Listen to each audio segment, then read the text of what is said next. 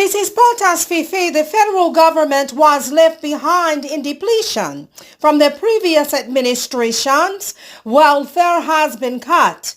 The FEMA is not able to pay for the correction to the burning of the wildfires in California.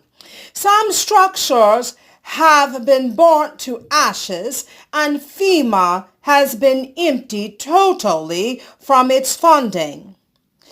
The U.S. has declared a depression. Looking over the budgets in California, big deficits were ignored and money losses were great. Notable that in some areas citizens were unable to be supported by the city budgets.